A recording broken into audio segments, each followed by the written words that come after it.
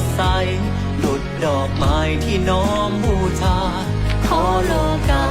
จงงดงามด้วยศีลธรรมธรรมประหยัดราเส้นทางพระผู้ปราบมารอนุสรณ์สถานแห่งความดีพุทธบุตรเนื้อนาก้าวสู่ธรรมวิถี